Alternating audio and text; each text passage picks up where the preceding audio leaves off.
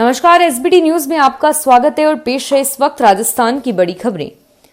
नए कृषि कानूनों के खिलाफ आंदोलन कर रहे किसान संगठनों के साथ गतिरोध तोड़ने के लिए केंद्र सरकार ने एक और पहल की है। केंद्रीय कृषि मंत्री नरेंद्र सिंह तोमर ने किसान संगठनों के नेताओं को 3 दिसंबर की जगह आज ही बातचीत के लिए आमंत्रित किया है। केंद्रीय मंत्री का ये प्रस्ताव बीजेपी के वरिष्ठ नेताओं के साथ विचार विमर्श के बाद आया। केंद्र सरकार के 3 कृषि कानूनों के खिलाफ हजारों किसान दिल्ली की सीमा पर पिछले 5 दिनों से धरने पर हैं। बीकानेर जिले की 3 पंचायत समितियों में आज पंचायती राज चुनाव 2020 के तहत तीसरे चरण का मतदान सुबह 7:30 बजे से हो रहा है। कड़ाके की सर्दी में मतदान की गति पहले 2 घंटे में कम देखने को मिल रही और सुबह 7:30 बजे से ही मतदान केंद्रों पर इक्का दुक्का मतदाता देखने को मिला। धूप खिलने के बाद मतदाताओं को लंबी लंबी लाइनें लगी हुई देखी जा सकती है। राजस्थान में इस बार सर्दियों का सीजन लंबा चलने वाला है। रात में पारा सामान्य से 1.5 डिग्री तक कम रहेगा। मौसम विभाग ने प्रदेश में शीतकालीन सीजन के लिए न्यूनतम पारे का पूर्वानुमान जारी किया है। इसके अनुसार दिसंबर से फरवरी तक पश्चिमी राजस्थान के औसत न्यूनतम पारे में 1.17 डिग्री, पूर्वी राजस्थान में 0.57 डिग्री तक की गिरावट होगी। न्यूनतम तापमान औसत से कम रहने के कारण मार्च तक ठिठुरन रहेगी। बहुचर्चित हिरण शिकार प्रकरण में फिल्म अभिनेता सलमान खान मंगलवार को एक बार फिर कोर्ट में पेश नहीं हो पाए। उनकी तरफ से जिला एवं सत्र न्यायाधीश की अदालत में हाजिरी माफी पेश की गई और कोर्ट ने हाजिरी माफी स्वीकार करते हुए अगली सुनवाई तिथि 16 जनवरी तय की है। इस दिन सलमान को कोर्ट में स्वयं उपस्थित रहने के आदेश दिए गए हैं। सलमान खान को आज हिरण शिकार से जुड़े 2 मामलों व आर्म्स एक्ट से जुड़े एक मामले में कोर्ट में पेश होना था।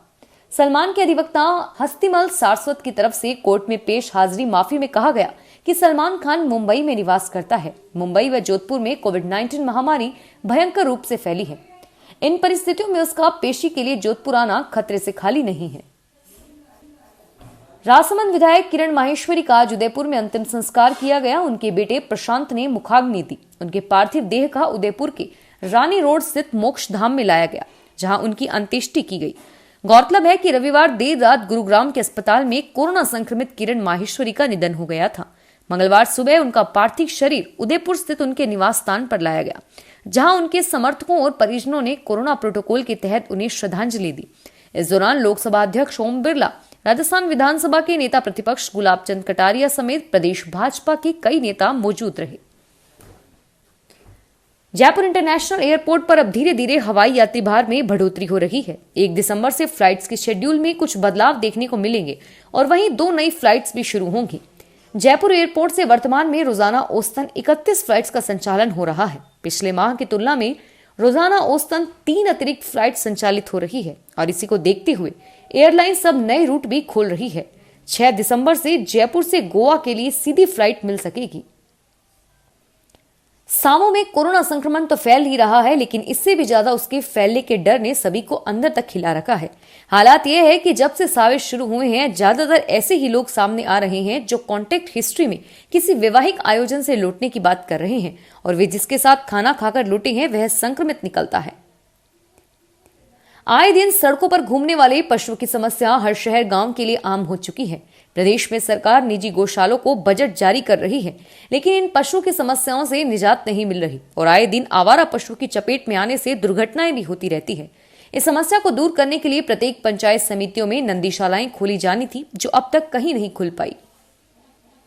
कोरोना वायरस संक्रमण की वर्तमान परिस्थितियों के मद्देनजर रखते हुए जैसलमेर जिले में विवाह संबंधी आयोजन के लिए आमंत्रित मेहमानों की संख्या को नियंत्रित किए जाने तथा कोरोना गाइडलाइन की अनुपालना सुनिश्चित करने तथा निगरानी के लिए निरीक्षण दल गठित किए गए हैं।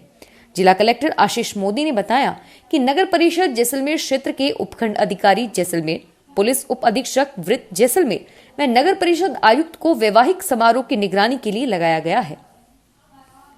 राजस्थान लोक सेवा आयोग में आरएएस एवं अधीनस्थ सेवा भर्ती 2018 के प्रथम चरण के साक्षात्कार 7 दिसंबर से प्रारंभ होंगे। आयोग अभ्यर्थियों के साक्षात्कार पत्र वेबसाइट पर अपलोड कर चुका है। आरएएस एवं अधीनस्थ सेवा भर्ती 2018 के तहत मुख्य परीक्षा में उत्तीर्ण अभ्यर्थियों के साक्षात्कार कराए जाएंगे। प्रथम चरण के साक्षात्कार 7 दिसंबर से प्रारंभ होंगे और इसमें 1170 अभ्यर्थी शामिल होंगे। इनके साक्षात्कार 23 जनवरी तक चलेंगे।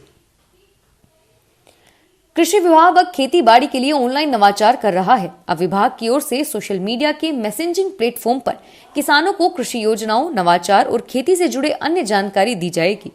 इसके लिए जिले में करीब 160 कृषि पर्यवेक्षकों ने मैसेजिंग ग्रुप बनाए हैं और एक ग्रुप में 150 से 250 किसानों को जोड़ने का लक्ष्य है।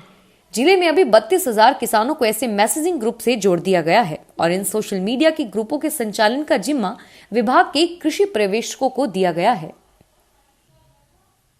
जैसलमेर के राजकीय जवाहर चिकित्सालय में नवाचार के तहत कोरोना पॉजिटिव गर्भवती महिलाओं के लिए विशेष प्रसव कक्ष की स्थापना की गई है। इसमें प्रसूति और उसके जच्चा बच्चा तथा स्टाफ संक्रमण से मुक्त रह सके और अब तक कोरोना पॉजिटिव महिलाओं को प्रसव के लिए जोधपुर रेफर किए जाने की व्यवस्था थी। जिला प्रशासन, UNFPA तथा जिला अस्पताल प्रशासन के सम्मिलित प्रयासों से निर्मित इस प्रसव कक्ष में जिले के किसी भी क्षेत्र से आने वाली कोरोना पॉजिटिव महिलाओं के लिए अलग से प्रसव कराने की विशेष सुविधाएं उपलब्ध रहेंगी। पंचायती राज चुनाव में प्रदेश के भरतपुर जिले की डीग और कुम्हेर नगर पालिकाओं के कांग्रेस का एक भी उम्मीदवार नहीं उतारे जाने पर अब कांग्रेस की अंदरूनी सियासत गरमाई हुई है। 2 नगर पालिकाओं में सत्ताधारी पार्टी के सिंबल नहीं बटना राजनीति हलकों से चर्चा का विषय बना हुआ है। पूर्व मंत्री विश्वेंद्र सिंह डीग कुम्हेर से विधायक हैं। इस बार टिकट वितरण में विधायकों की ही चली, लेकिन विश्वेंद्र सिंह ने किसी भी सीट पर एक ही उम्मीदवार को कांग्रेस के सिंबल पर नहीं उतारने दिया। सियासी हलकों से इसे विश्वेंद्र सिंह का खुद की ताकत दिखाने से जोड़कर देखा जा रहा है। केंद्र सरकार के लाए गए 3 कृषि कानूनों को वापस लेने की मांग को लेकर देश की राजधानी दिल्ली में चल रहे जबरदस्त किसान आंदोलन के बीच राजस्थान कांग्रेस कमेटी के प्रदेश अध्यक्ष गोविंद सिंह डोटासरा ने मरुधरा की एक नन्ही सी बेटी का जोशीला वीडियो सोशल मीडिया पर शेयर किया है। वीडियो में ये नन्ही बालिका किसानों की पीड़ा को उजागर करते हुए उन्हें पूरे जोश खरोश के साथ आंदोलन को तेज करने की अपील कर रही है। राजस्थान के 5,000 सरकारी माध्यमिक और उच्च माध्यमिक विद्यालयों में 10 साल पहले शुरू हुए विज्ञान क्लब अब बंद हो चुके हैं। इन पर सरकार ने 5 करोड़ रुपए खर्च किए थे और इन क्लबों में 4,840 बंद हो गए हैं और महज 160 चल रहे हैं। शिक्षा विभाग की ओर से इन क्लबों की वित्तीय सहायता जारी करने के बाद इनकी मॉनिटरिंग नहीं की और इसके चलते 5 करोड़ रुपए बर्बाद हो चुके हैं। इन क्लबों के बंद होने के पीछे शिक्षा विभाग के अधिकारियों की लापरवाही सामने आई है। फिलहाल इस बुलेटिन में इतना ही और फिर हाजिर होंगे तमाम बड़ी खबरों के साथ। SBT न्यूज के वीडियो देखने के लिए हमारे चैनल को सब्सक्राइब करें और नोटिफिकेशन पाने के लिए बेल आइकन पर क्लिक करें। धन्यवाद।